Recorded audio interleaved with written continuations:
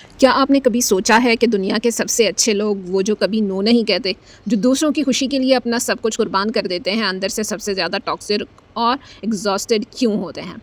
हमारे समाज में नाइस होना एक मेडल की तरह पहनाया जाता है। बचपन से हमें सिखाया जाता है कि बड़े जो बात कहें वो मानो, गुस्सा मत करो, सबके साथ अच्छे रहो। लेकिन 20वीं सदी का सबसे बड़ा साइकोलॉजिस्ट कैरल गुस्ताव जंग ने एक बहुत खौफनाक वार्निंग दी। जंग ने कहा था, until you make the unconscious conscious, it will direct your life and you will call it fate. जंग के मुताबिक जब आप ज़बरदस्ती टू नाइस बनने की कोशिश करते हैं तो आप अपनी असलियत को ख़त्म नहीं कर रहे होते, आप उससे अपने दिमाग के सबसे डार्क कोने में दफन कर रहे होते हैं। इससे जंग ने कहना शुरू किया, द शैडो।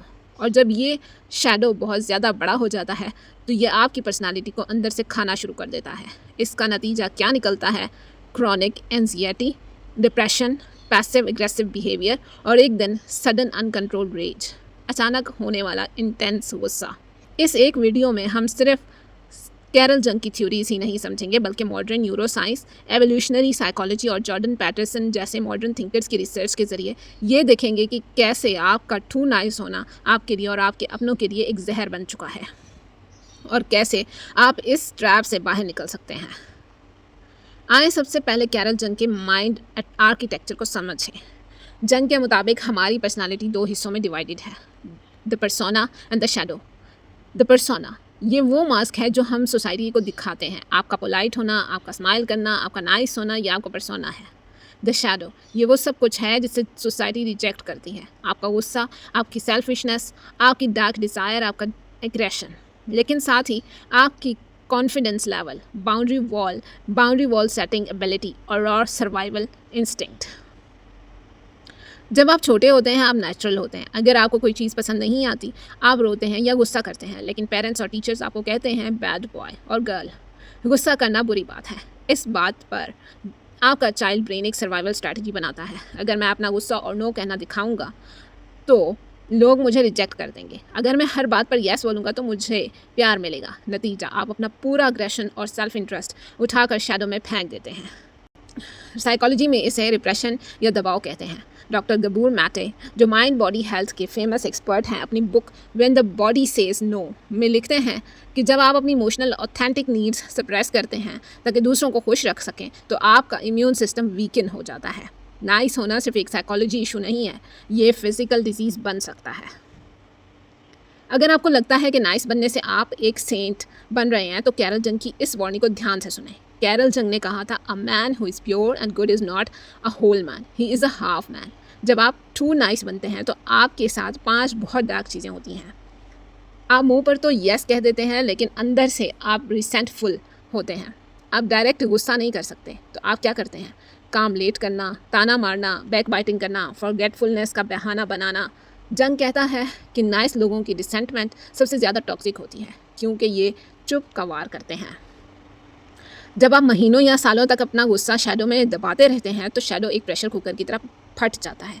एक दिन कोई बहुत छोटी सी बात होती है, जिससे किसी को चाय गिरा देना या फ़ोन ना उठाना, और आप अचानक एक्सप्लोड हो जाते हैं। लोग कहते हैं ये तो इतना शरीफ था, इसे क्या हो गया है? यह आपका शैडो था जो कंट्रोल से बाहर निकल आया। क्या आप किसी ऐसे बंदे पर ट्रस्ट कर सकते हैं जो हमेशा येस बोलता है? नहीं, क्योंकि आपको पता ही नहीं है होता कि वो अंदर से क्या सोच रहा है। टू नाइस लोग रियल रिलेशनशिप में नहीं बन पाते क्योंकि वो अपनी असली ओपिनियन कभी शेयर ही नहीं करते हैं। उनकी फ्रेंडशिप और रिलेशनशिप सुपरफिशियल होता है, सतही होता है। साइकोलॉजिकल रिसर्च दिखाती है कि नार्सिसिस्ट और मैनिपुलेटर्स उन लोगों को टारगेट करते हैं जिनमें हाई एग्रीएबलनेस होती है, नाइस नेचर होती है। उन्हें पता होता है कि ये बंदा कभी नो नहीं कहेगा और हर गलती पर खुद को ब्लेम करेगा। जब आप हर वक्त दूसरों की मर्ज़ी के मुताबिक जीते हैं तो आपका ईगो और सबकॉन्शियस डिस्कनेक्टेड हो जाते हैं। आपको अपना मकसद पर्पस समझ नहीं आ रहा होता। डिप्रेशन आमतौर पर दबे हुए गुस्से का ही नतीजा होता है। Modern clinical psychologist doctor Jordan Peterson, जो कैरल जंग के काम से बहुत इन्फ्लुएंस हुए, इस फिनोमेनन को बिग 5 पर्सनालिटी मॉडल के ज़रिए समझाते हैं। पर्सनालिटी साइकोलॉजी में एक ट्राइट होता है, एग्रीएबलनेस, हाई एग्रीएबलनेस और लो एग्रीएबलनेस। कंपैशनेट होते हैं हाई एग्रीएबलनेस वाले, पोलाइट होते हैं, पैथेटिक होते हैं। लो एग्रीएबलनेस वाले कम्पिटिटिव होते हैं, टफ माइंडेड, ब्लंट होते हैं, स्केप्टिकल होते हैं। जॉर्डन पैटरसन कहता है, if you are harmless you are not good, you are just weak. A good man is a dangerous man who has that under voluntary control. इस हवाले से neuroscience में हमें क्या बताया जाता है, जब हम गुस्सा या फियर फील करते हैं तो हमारा एमिगडाला एक्टिवेट हो जाता है, लेकिन जब हम सोशल प्रेशर की वजह से उस गुस्से को फोर्सफुली सप्रेस करते हैं तो हमारा प्रीफ्रंटल कॉर्टेक्स एमिगडाला को सप्रेस करने के लिए high amount of cortisol release करता है।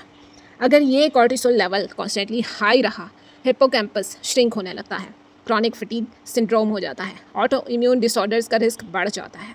मतलब साइंटिफिक लेवल पर टू नाइस होना आपके दिमाग और जिस्म दोनों के लिए फिज़िकली डिस्ट्रॉय करने का एक रास्ता है। तो फिर सोल्यूशन क्या है? क्या हमें बदतमीज़, क्रूअल या इविल बन जाना चाहिए? कैरल जंग कहता है नहीं, सॉल्यूशन इविल बनना नहीं है, सॉल्यूशन है शैडो इंटीग्रेशन, अपने साए को अपने अंदर शामिल करना। जंग ने कहा था one does not become enlightened by imagining figures of light but by making the darkness conscious. Shadow integration का मतलब है कि आप अपने अंदर के मॉन्स्टर सिर्फ वकूफ़ हासिल करें, उसे समझें और उसे अपने कंट्रोल में लाएं, ताकि जब ज़रूरत पड़े आप अपनी और अपनों की हिफाजत कर सकें। शैडो इंटीग्रेशन में पहला स्टेप क्या है?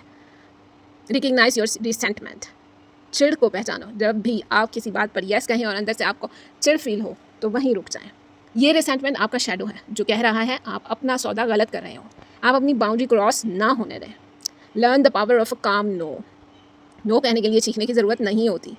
ऐसा नो जो बिना किसी गलती या एक्सप्लेनेशन के शराफत लेकिन मजबूती से बोला जाए वो आपकी वैल्यू बढ़ा देता है।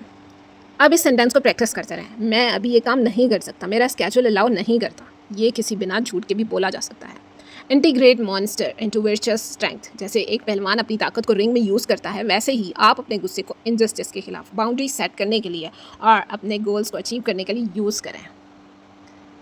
Fourth step, stop seeking universal approval. यह हकीकत एक्सेप्ट करें कि आप सबको खुश नहीं रख सकते।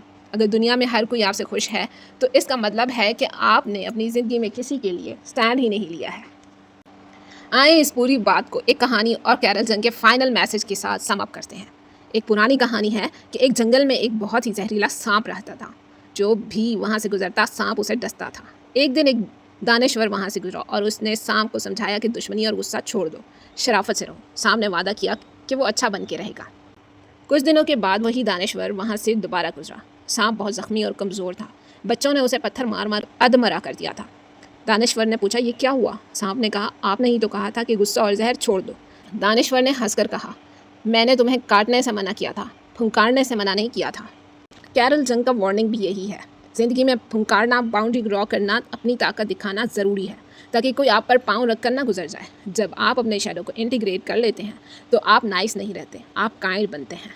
नाइस पर्सन नो नहीं बोल सकता क्योंकि वो डरता है। काइंड पर्सन नो बोल सकता है लेकिन वो यस बोलने का चॉइस लेता है क्योंकि वो रहमदिल है। नाइस होना वीकनेस है, काइंड होना स्ट्रेंथ है। अगर आपको कैरल जंग की ये साइकोलॉजिकल रिसर्च और शैडो वर्क का कॉन्सेप्ट पसंद आया तो वो वीडियो को लाइक करें और नीचे कमेंट में बताएं क्या आप भी टू नाइस होने का शिकार हैं। चैनल को सब्सक्राइब करें ताकि हम ऐसे ही डीप साइकोलॉजिकल और फिलोसफिकल कॉन्सेप्ट्स को एक्सप्लोर करते रहें। अगली वीडियो तक के लिए अपने शैडो से डरना छोड़ दो, उसे अपना दोस्त बनाओ। खुदा हाफिज़।